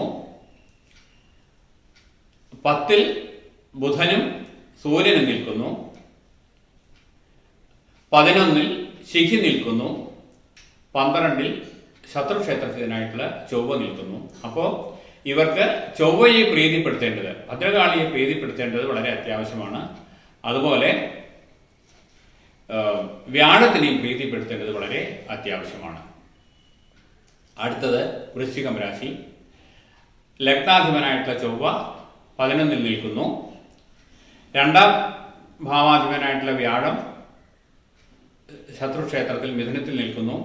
മൂന്നാം ഭാവാധിപനും നാലാം ഭാവാധിപനുമായിട്ടുള്ള ശനി അഞ്ചാം ഭാവത്തിൽ നിൽക്കുന്നു. അഞ്ചാം ഭാവാധിപനായിട്ടുള്ള മീനത്തിൽ നിൽക്കുന്നു. ആറാം ഭാവാധിപനായിട്ടുള്ള ചൊവ്വ ശത്രുക്ഷേത്രത്തിൽ 11 നിൽക്കുന്നു. ഏഴാം ഭാവാധിപനായിട്ടുള്ള ശുക്രൻ 8ാം ഭാവത്തിൽ നിൽക്കുന്നു. ഇവിടെ ശുക്രൻ 8ാം ഭാവത്തിൽ നിന്നാലും വലിയ കുഴപ്പമില്ല. സാധാരണ പല ഗ്രഹങ്ങളും 8ാം ഭാവത്തിൽ നിന്നാൽ ദോഷം ചെയ്യുമെങ്കിലും ശുക്രനും ബുധനും 8ാം രാശിയിൽ നിന്നാൽ വലിയ കുഴപ്പം ചെയ്യില്ല എന്ന് പറയും. അപ്പോൾ ഇവിടെ അത് വലിയ കുഴപ്പമില്ലാതെ വരുന്നു. അതുപോലെ 9ാം ഭാവം വരുന്നത് കർക്കടകമാണ്. 10ാം ഭാവമായിട്ടുള്ള ചിങ്ങത്തിന്റെ അധിപൻ സൂര്യനാണ്. ആ സൂര്യൻ 9ാം ഭാവത്തിൽ നിൽക്കുന്നു. 11ാം ഭാവത്തില് ശത്രുക്ഷേത്രസ്ഥിതനായിട്ടുള്ള ചൊവ്വയാണ് നിൽക്കുന്നത്. 11ാം ഭാവാധിപനും ഇപ്പോൾ ശത്രുക്ഷേത്രത്തിലാണുണ്ട്. വലിയ ലാഭങ്ങൾ പ്രതീക്ഷിക്കേണ്ട. 12ാം ഭാവമായിട്ടുള്ള തുലാം, അതിൻ്റെ അധിപൻ ബന്ധുക്ഷേത്രത്തിൽ നിൽക്കുന്നു. അതുകൊണ്ട് വലിയ നഷ്ടങ്ങളും പ്രതീക്ഷിക്കേണ്ട. ഇവിടെയും തന്നെ വ്യാഴത്തിനെ പ്രസാദിപ്പിക്കേണ്ടത്, വിഷ്ണു ഭഗവാനെ പ്രസാദിപ്പിക്കേണ്ടത് വളരെ അത്യാവശ്യമാണ്. ഭദ്രകാളിയെ പ്രസാദിപ്പിക്കേണ്ടത് വളരെ അത്യാവശ്യമാണ്. അടുത്തത് ധനുരാശിയിൽ അധിപൻ വ്യാഴം നിൽക്കുന്നത്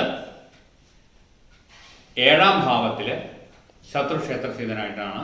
അപ്പോൾ 7ാം ഭാവം കൊണ്ട് ചിന്തിക്കേണ്ടത് വിവാഹം തുടങ്ങിയ കാര്യമാണ്. അപ്പോൾ വിവാഹം തുടങ്ങിയ കാര്യങ്ങൾ ഇപ്പോൾ നടക്കാൻ, ഈ ധനുരാശിക്കാർക്ക് വിവാഹം കഴിയാത്തവർക്ക് ഇപ്പോൾ വിവാഹം നടക്കാൻ കുറച്ച് ബുദ്ധിമുട്ടുള്ള സമയമാണ്. അതുപോലെ വിവാഹം കഴിഞ്ഞവർക്ക് ചെറിയ ചെറിയ അസ്വാരസ്യങ്ങൾ ഉണ്ടാവും. അതൊക്കെ പറഞ്ഞ് പരിഹരിച്ച് മുന്നോട്ട് കൊണ്ടുപോകണം. അതുപോലെ 2ാം ഭാവം ശനിയാണ്. 2ാം ഭാവം ശനിയാണ്. ശനി ഇവിടെ 4ാം ഭാവത്തിലാണ് നിൽക്കുന്നത്. പരദൈവങ്ങളുടെ ഭാവത്തിലാണ് നിൽക്കുന്നത്. പക്ഷേ അത് കണ്ടകശനി ആയതുകൊണ്ട് വളരെയധികം ശ്രദ്ധിക്കണം. ശനിയെ പ്രീതിപ്പെടുത്താനുള്ള ശാസ്ത്രപൂജ, നീരാജനം ചെയ്യല്, അതുപോലെ ശാസ്ത്ര ക്ഷേത്ര ദർശനം തുടങ്ങിയ കാര്യങ്ങൾ, ശനിയാഴ്ച വ്രതം തുടങ്ങിയ കാര്യങ്ങൾ ചെയ്യണം. അതുപോലെ തന്നെ 5ാം ഭാവാധിപനായിട്ടുള്ള ചൊവ്വ ശത്രുക്ഷേത്രത്തിലാണ്. മനസ്സിന്റെ കാര്യമായിട്ടുള്ള ചൊവ്വ ശത്രുക്ഷേത്രത്തിലാണ്. 6ാം ഭാവാധിപനായിട്ടുള്ള ശുക്രൻ ബന്ധുക്ഷേത്രത്തിലാണ്. 7ാം ഭാവാധിപനായിട്ടുള്ള ബുധൻ ശത്രുക്ഷേത്രത്തിലാണ്. പക്ഷെ 7ാം ഭാവത്തിൽ നിൽക്കുന്നു വ്യാഴവും ശുക്രനും. 8ാം ഭാവം വരുന്നത് കർക്കടകമാണ്. കർക്കടകത്തിൽ 8ാം ഭാവത്തെക്കൊണ്ട് കുറിച്ച് ചിന്തിക്കേണ്ടത് മരണം, ആയുസ്, രോഗം തുടങ്ങിയവയാണ്. അവിടെ ആദിത്യനും ബുധനും നിൽക്കുന്നുണ്ട്. വലിയ കുഴപ്പമില്ല. രോഗങ്ങൾ വലിയ കാര്യമായിട്ട് ഇല്ല എന്ന് പറയണം. അതുപോലെ അടുത്തത് 9ാം ഭാവം. 9ാം ഭാവം വരുന്നത് ചിങ്ങമാണ്. ആ ചിങ്ങം രാശിയിലും തന്നെ ശനി നിൽക്കുന്നുണ്ടെങ്കിലും ഉടനെ തന്നെ ഏതാനും ദിവസങ്ങൾ കഴിയുമ്പോഴേക്കും സൂര്യൻ ചിങ്ങം രാശിയിലേക്ക് സംക്രമിക്കുന്നത് കൊണ്ട് അവിടെയും വലിയ ദോഷമില്ലാതെ കഴിഞ്ഞുവിടും. 9ാം ഭാവത്തിൽ പറഞ്ഞ കാര്യങ്ങളൊക്കെ വലിയ ദോഷമില്ലാതെ കഴിഞ്ഞുവിടും. അതുപോലെ 10ാം ഭാവം വരുന്നത് കന്നിയാണ്. കന്നിയിൽ ചൊവ്വ നിൽക്കുകയാണ്. അപ്പോൾ 10ാം ഭാവം എന്ന് പറയുന്നത് കർമ്മമാണ്. കർമ്മ മേഖലയിൽ പ്രശ്നങ്ങൾ നേരിടും. അത് വളരെയധികം ശ്രദ്ധിക്കണം. 11ാം ഭാവാധിപൻ ശുക്രൻ നിൽക്കുന്നത് ബന്ധുക്ഷേത്രമായതുകൊണ്ട് 11ാം ഭാവം ലാഭം ഉണ്ടാകുന്ന കാലമാണ്. 12ാം ഭാവാധിപനായിട്ടുള്ള ചൊവ്വ നിൽക്കുന്നത് ശത്രുക്ഷേത്രമായതുകൊണ്ട് നഷ്ടം ഉണ്ടാകുന്ന കാലമാണ്. അപ്പൊ ലാഭവും നഷ്ടവും ഉണ്ടാകുന്ന കാലമാണെന്ന് പറഞ്ഞാൽ ഈ ലാഭത്തിന്റെയും നഷ്ടത്തിന്റെയും ഒരു സമ്മിശ്രമായ ഫലമേ ഉണ്ടാവുള്ളൂ. ചില കാര്യങ്ങളിൽ നഷ്ടം ഉണ്ടാവും, ചില കാര്യങ്ങളിൽ ലാഭവും ഉണ്ടാവും. അപ്പൊ അത് ഏത് അവനവന് ലാഭം, ഏത് അവനവന് നഷ്ടം എന്ന് ചിന്തിച്ചതിന് ശേഷമേ ഒരു കാര്യത്തിലേക്ക് ഇറങ്ങാവൂ എന്ന് ഫലം. അടുത്തത് മകരരാശി. മകരരാശി ശനിയുടെ രാശിയാണ്. ലഗ്നാധിപനും 2ാം ഭാവാധിപനും ശനിയാണ്. ആ ശനി 3ാം ഭാവത്തിൽ നിൽക്കുന്നു. ശനി 3ൽ നിൽക്കുന്നത് നല്ലതാണ്. ആ ശനി 3ൽ നിന്നാൽ ദീർഘായുസ് എന്ന് പറയും. അത് ശനി നിൽക്കുന്നത് സമക്ഷേത്രത്തിലും ആയതുകൊണ്ട് ദോഷമൊന്നുമില്ല. വലിയ അസുഖങ്ങളുമില്ല. അതുപോലെ സാമ്പത്തികമായിട്ടും വലിയ കുഴപ്പങ്ങളില്ല. ചൊവ്വ നിൽക്കുന്നത് ഇവിടെ 9ാം ഭാവത്തിലാണ്. അടുത്ത ക്ഷേത്രത്തിന്റെ അധിപനായിട്ടുള്ള, അതായത് മേടത്തിന്റെ അധിപനായിട്ടുള്ള ചൊവ്വ നിൽക്കുന്നത് 9ാം ഭാവത്തിലായതുകൊണ്ട്, ശത്രുക്ഷേത്രത്തിലാണെങ്കിലും 9ാം ഭാവമായതുകൊണ്ട് വലിയ കുഴപ്പമില്ല. എന്നാൽ ചെറിയ കുഴപ്പങ്ങളുണ്ട്. ഇനിയും പിതൃക്കളെയും ഒക്കെ ഒന്ന് പ്രീതിപ്പെടുത്തണം, പരദൈവങ്ങളെയും പ്രീതിപ്പെടുത്തണം. അതുപോലെ അടുത്ത ഭാവമായിട്ടുള്ള ഇടവത്തിന്റെ അധിപൻ നിൽക്കുന്നത് ബന്ധുക്ഷേത്രത്തിലായതുകൊണ്ട് 5ാം ഭാവത്തിന്റെ അധിപനായിട്ടുള്ള ശുക്രൻ ബന്ധുക്ഷേത്രത്തിൽ നിൽക്കുകൊണ്ട് അതും വലിയ കുഴപ്പമില്ല. മനസ്സിനൊക്കെ ധൈര്യം കിട്ടും, സന്തതികൾക്കൊക്കെ ഗുണമുണ്ടാവും. 6ാം ഭാവാധിപനായിട്ടുള്ള ബുധൻ ശത്രുക്ഷേത്രത്തിലാണെങ്കിലും 6ാം ഭാവത്തിൽ ശുക്രനും വ്യാഴവും നിൽക്കുന്നതുകൊണ്ട് വലിയ പ്രശ്നങ്ങളില്ലാതെ, വലിയ സൂക്കടില്ലാതെ അങ്ങനെ അങ്ങ് പോവും. 7ാം ഭാവം കർക്കിടകമാണ്. 7ാം ഭാവത്തിൽ ആദിത്യനും ബുധനും നിൽക്കുന്നു. 7ാം ഭാവം കൊണ്ട് കളഞ്ഞു പോയ മുതലെന്തെങ്കിലും കിട്ടാൻ ചാൻസ് ഉണ്ട്. അടുത്തത് 8ാം ഭാവം. 8ാം ഭാവം ചിങ്ങമാണ്. ചിങ്ങവും ഇപ്പോൾ ശിഖി നിൽക്കുന്നുണ്ടെങ്കിലും അവിടേക്ക് സൂര്യന്റെ പ്രവേശം കൂടി ആവുമ്പോൾ, ഏതാനും ദിവസങ്ങൾ കഴിഞ്ഞാൽ സൂര്യന്റെ പ്രവേശം കൂടി ആവുമ്പോൾ അവിടെ ഗുണഫലം ചെയ്യും. ഇനി 9ാം ഭാവം. 9ാം ഭാവം എന്നും പറയുന്നത് ഞാൻ നേരത്തെ സൂചിപ്പിച്ചതുപോലെ 4ാം ഭാവാധിപനാണ് 9ാം ഭാവത്തിൽ പോയി നിൽക്കുന്നത്. 9ാം ഭാവം ധനം, ഭാഗ്യം, പിതൃപ്രീതി, ഗുരുപ്രീതി തുടങ്ങിയവയ്ക്കുള്ള സ്ഥാനമാണ്. ആ സ്ഥാനം ഒന്നുകൂടി പ്രീതിപ്പെടുത്തേണ്ടത് ആവശ്യമാണ്. 10ാം ഭാവം തൊഴിലിന്റെ ഭാവമാണ്. 10ാം ഭാവാധിപൻ മിഥുനക്ഷേത്രത്തിൽ, ബന്ധുക്ഷേത്രത്തിൽ നിൽക്കിയാൽ അതുകൊണ്ട് വലിയ കുഴപ്പമില്ല. തൊഴിലിൽ അഭിവൃദ്ധിയും സൽപ്പേരും ഒക്കെ ഉണ്ടാവും. അടുത്തത് 11ാം ഭാവം വൃശ്ചികം. 11ാം ഭാവാധിപൻ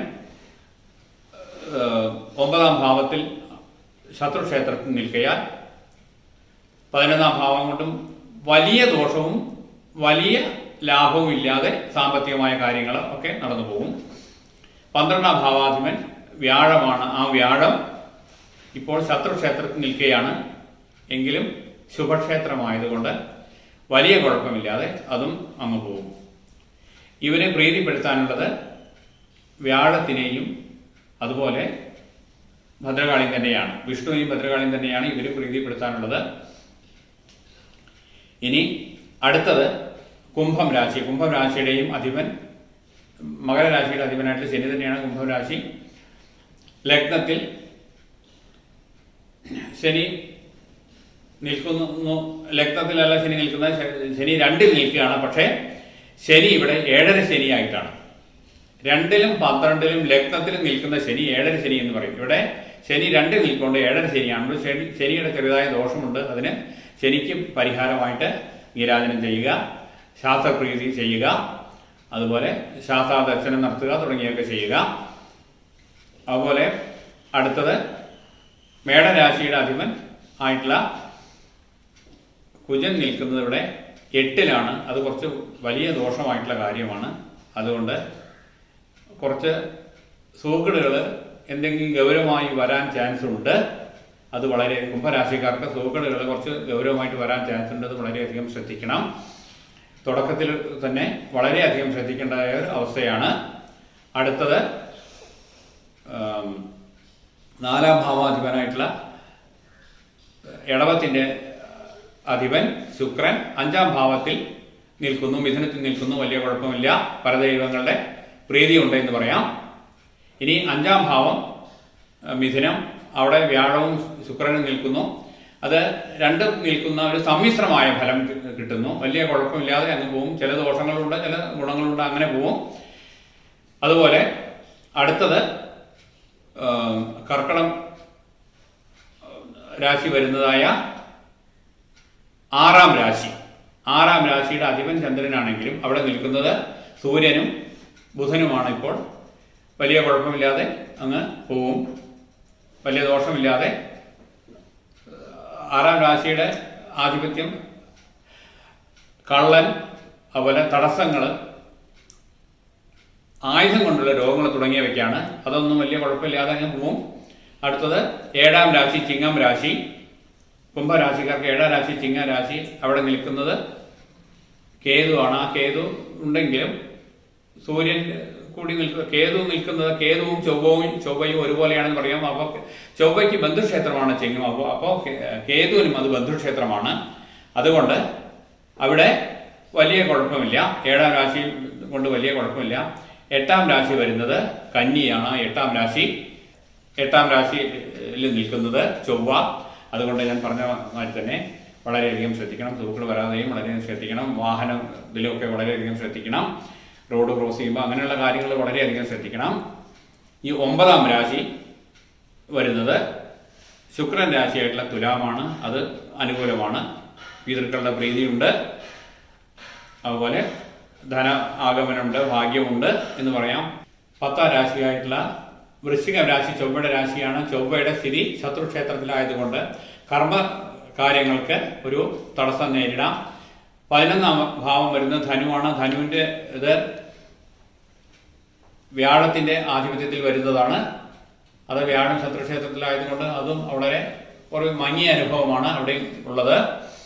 12ാം രാശി വരുന്നത് മകരരാശിയാണ്. മകരരാശിയും ഈ കുംഭരാശിയുടെ അധിപൻ തന്നെയാണ് മകരരാശിക്കും വരുന്നത്. അപ്പോൾ ആ ശനി നിൽക്കുന്നത് സമക്ഷേത്രത്തിലും ശുഭക്ഷേത്രത്തിലും ആയതുകൊണ്ട് വലിയ കുഴപ്പമില്ലാതെ അതും പോവും. അവസാനമായിട്ട് മീനം രാശി. മീനം രാശിയുടെ അധിപൻ വ്യാഴമാണ്. ആ മീനം രാശിയിൽ നിൽക്കുന്നത് ശനിയാണ്. ലഗ്നത്തിൽ ശനി നിൽക്കൊണ്ട് വലിയ കുഴപ്പമില്ലാതെ ശരീര അസുഖമൊന്നും വലിയ കുഴപ്പമില്ലാതെ പോകും. എന്നാൽ ചെറിയ ചെറിയ അസുഖങ്ങൾ ഉണ്ടാവാൻ ചാൻസ് ഉണ്ട്. 2ാം ഭാവാധിപൻ 7ാം ഭാവത്തിൽ നിൽക്കയാൽ അവനവനോ അല്ലെങ്കിൽ ഭാര്യയ്ക്കോ, വിവാഹം കഴിഞ്ഞവരാണെങ്കിൽ ഭാര്യയ്ക്കോ അല്ലെങ്കിൽ സ്ത്രീക്കാണെങ്കിൽ ഭർത്താവിനോ അസുഖങ്ങൾ വരാൻ ചാൻസ് ഉണ്ട്. അത് വളരെയധികം ശ്രദ്ധിക്കണം. അതുപോലെ ലഗ്നത്തിൽ ശനി നിൽക്കയാൽ ശനി കുറച്ച് ദോഷമായിട്ടാണ്. അതായത് 7ര ശനിയും കണ്ടക ശനിയും കൂടി കൂടിയിട്ടുള്ള ഒരു സമയമാണ്. അതുകൊണ്ട് ശനിയെ വളരെയധികം പ്രീതിപ്പെടുത്തേണ്ട അത്യാവശ്യമാണ്. ശനിയാഴ്ച ബ്രഹ്മചര്യമായിരുന്ന് വ്രതമെടുത്ത് ശനിയാഴ്ച ക്ഷേത്ര ദർശനം നടത്തി നീരാജനം ചെയ്ത് വളരെ ശ്രദ്ധയായിട്ടിരിക്കേണ്ട ഒരു സമയമാണ്. 2ാം ഭാവം ധനഭാവമാണ്. ധനഭാവാധിപൻ ശത്രുക്ഷേത്രത്തിലാണ്. അതുപോലെ 3ാം ഭാവാധിപൻ ബന്ധുക്ഷേത്രത്തിലാണ്. 4ാം ഭാവാധിപൻ ശത്രുക്ഷേത്രത്തിലാണ്. 5ാം ഭാവത്തിൽ സൂര്യനും ബുധനും നിൽക്കുകയാണ്. 6ാം ഭാവത്തിൽ കേതു നിൽക്കുകയാണെങ്കിലും സൂര്യന്റെ ചിങ്ങത്തിലേക്കുള്ള പ്രവേശം വളരെ അടുത്ത ആളുകൾക്ക് തന്നെ ഉണ്ടാവുന്നത് കൊണ്ട് വലിയ ദോഷമില്ല. പിന്നീട് 7ാം ഭാവത്തിൽ ശത്രുക്ഷേത്രത്തിൽ ചൊവ്വ നിൽക്കുകയാണ്. 7ാം ഭാവാധിപൻ ശത്രുക്ഷേത്രത്തിൽ നിൽക്കുകയാണ്. അതുകൊണ്ട് ചെറിയ ദോഷമുണ്ട്. നേരത്തെ പറഞ്ഞ ദോഷമുണ്ട്. 8ാം ഭാവാധിപൻ ബന്ധുക്ഷേത്രത്തിൽ നിൽക്കുകയാണ്ട് അപകടത്തിനോ മറ്റുള്ള കാര്യങ്ങൾക്കോ ഒന്നും ചാൻസ് ഇല്ല. 9ാം ഭാവാധിപൻ വൃശ്ചികം 9ാം ഭാവാധിപൻ ശത്രുക്ഷേത്രത്തിൽ നിൽക്കയാൽ ഗുരുപ്രീതിക്കും പിതൃപ്രീതിക്കും ധർമ്മത്തിനും ഭാഗ്യത്തിനൊക്കെ ചെറിയ ഹാനി വരും. അതിന് പരിഹാരമായിട്ട് വ്യാഴത്തിനെ പ്രസാദിപ്പിക്കണം. 10ാം ഭാവം എന്ന് പറയുന്നത് ധനുവാണ്. ധനുവിന്റെയും അധിപൻ വ്യാഴം തന്നെയാണ്. അതിനും വ്യാഴത്തിനെയും പ്രീതിപ്പെടുത്തണം.